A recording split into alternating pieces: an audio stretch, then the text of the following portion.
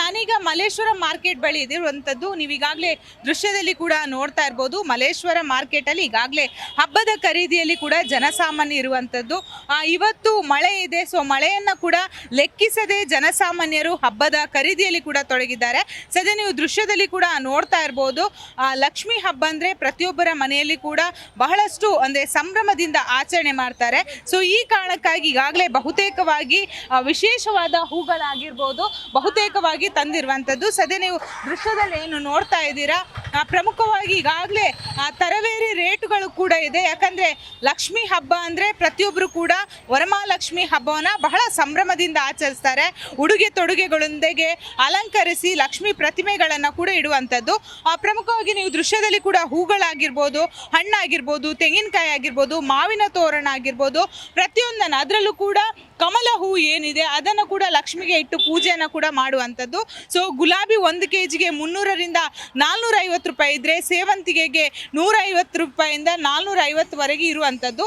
ಸದ್ಯ ರೇಟ್ ಜಾಸ್ತಿ ಇದ್ದರೂ ಕೂಡ ಜನಸಾಮಾನ್ಯರು ಯಾವುದಕ್ಕೂ ಕೂಡ ತಲೆ ಕೆಡಿಸ್ಕೊಳ್ಳಲ್ಲ. ಯಾಕಂದರೆ ಹಬ್ಬದ ಸಂದರ್ಭದಲ್ಲಿ ಪ್ರತಿಯೊಬ್ಬರು ಕೂಡ ಸೇವಂತಿ ಆಗಿರ್ಬೋದು, ಕನಕಾಂಬರ ಆಗಿರ್ಬೋದು, ಸಂಪಿಗೆ ಆಗಿರ್ಬೋದು, ಕನಿಗಲ್ ಆಗಿರ್ಬೋದು, ಸುಗಂಧರಾಜ ಆಗಿರ್ಬೋದು, ಕಾಕಡ ಹೂ ಆಗಿರ್ಬೋದು, ಜೊತೆಗೆ ಬಾಳೆಕಂದು ಅಂದರೆ ಬಾಳೆಕಂದುವನ್ನು ಕಟ್ಟಿ ಲಕ್ಷ್ಮೀ ಪೂಜೆಯನ್ನು ಕೂಡ ಮಾಡ್ತಾರೆ. ಸೊ ಪ್ರಮುಖವಾಗಿ ಈಗಾಗಲೇ ಇವತ್ತು ತರಬೇರಿಯಾಗಿ ಮಾರ್ಕೆಟ್ನಲ್ಲಿ ಕೂಡ ಹೂ ಅಂದರೆ ಹಬ್ಬದ ಸಂದರ್ಭದಲ್ಲಿ ಬಹುತೇಕ ಜನ ವ್ಯಾಪಾರದಲ್ಲಿ ಕೂಡ ತೊಡಗಿರುವಂಥದ್ದು. ಬನ್ನಿ ಇಲ್ಲಿರೋರನ್ನ ಮಾತಾಡಿಸ್ತೀನಿ. ಆಂಟಿ, ಹೇಗಿದೆ ವ್ಯಾಪಾರ? ಲಕ್ಷ್ಮೀ ಹಬ್ಬ ಅಂದರೆ ಪ್ರತಿಯೊಬ್ಬರು ಕೂಡ ಸಂಭ್ರಮದಿಂದ ಹಬ್ಬವನ್ನು ಸೆಲೆಬ್ರೇಟ್ ಮಾಡ್ತಾರೆ. ಹೇಗೆ ಆಗ್ತಾ ಇದೆ ನಿಮಗೆ ವ್ಯಾಪಾರ? ಪರವಾಗಿಲ್ಲ, ಆಗ್ತಾ ಇದೆ. ಎಷ್ಟೆಷ್ಟಿದೆ ರೇಟ್ ಎಲ್ಲ? ತೆಂಗಿನಕಾಯಿ 50ರಿಂದ 60 ಇದೆ, ಬಾಳೆಕಂದು 50 ರೂಪಾಯಿ ಇದೆ. ಲಕ್ಷ್ಮೀ ಬಾಳೆಹಣ್ಣು ಏನು ಹೇಳ್ತೀರಾ? ಲಕ್ಷ್ಮಿ ಹಬ್ಬ ಅಂದ್ರೆ ತುಂಬಾ ಒಳ್ಳೆಯದು. ಪ್ರತಿ ವರ್ಷದಂತೆ ಈ ವರ್ಷ ವ್ಯಾಪಾರ ಇದೆ. ಹೌದು. ಅಲ್ಲ, ಮನೆಯಲ್ಲಿ ಹೇಗೆ ಕೂರಿಸ್ತೀರಾ ಅಂತ. ಓಕೆ ಮ್ಯಾಮ್, ಈಗ ಲಕ್ಷ್ಮೀ ಹಬ್ಬ ಅಂದರೆ ಪವಿತ್ರವಾದ ಹಬ್ಬ, ಮಹಿಳೆಯರು ಬಹಳ ಸಂಭ್ರಮದಿಂದ ಆಚರಿಸ್ತೀವಿ. ಸೊ ಈ ಹಬ್ಬದ ಬಗ್ಗೆ ಏನು ಹೇಳ್ತೀರಾ? ತುಂಬ ಒಳ್ಳೆಯದಾಗುವಂಥ ಹಬ್ಬ ಇದು. ನಾವು ನೇಮನಿಷ್ಠೆಯಿಂದ ಮಾಡಿದಷ್ಟು ನಮಗೆಲ್ಲನೂ ಚೆನ್ನಾಗಿ ಆಗುತ್ತೆ. ಹಾಗಂತ ತುಂಬ ಅಬ್ಬರದಿಂದ ಮಾಡೋದಕ್ಕೂ ಈಗ ಕಾಲ ಆಗಿಲ್ಲ. ತುಂಬಾ ಇದರಿಂದ ಇದೆ ಹಬ್ಬ. ನಾವು ಸರಳವಾಗಿ ಮಾಡಿಕೊಂಡು ನಾವು ತುಂಬ ಶ್ರದ್ಧೆಯಿಂದ ಭಕ್ತಿಯಿಂದ ಮಾಡೋದೇ ನಮಗೆ ಇದು ಹಬ್ಬದ.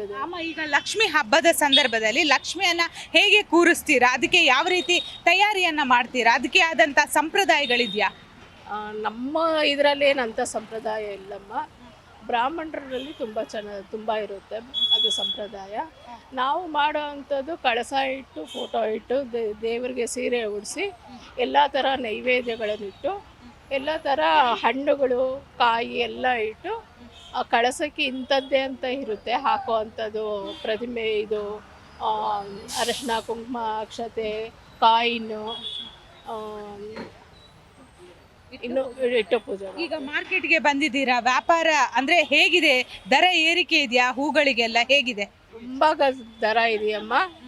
ಅದು ಆಗಲೇ ಫಸ್ಟ್ನಲ್ಲೇ ಹೇಳಿದೆ, ತುಂಬಾ ಎಲ್ಲ ಜಾಸ್ತಿ ಆಗಿದೆ. ತುಂಬಾ ಈ ಮಧ್ಯದಲ್ಲಿ ಇರುವಂಥ ಜನಗಳಿಗೆ ತುಂಬ ಕಷ್ಟ ಆಗುತ್ತೆ ಈ ಪೂಜೆ ಮಾಡೋದ್ರಲ್ಲಿ. ಅದು ನಾ ಕೇಳಲಿಲ್ಲ ನಾನು.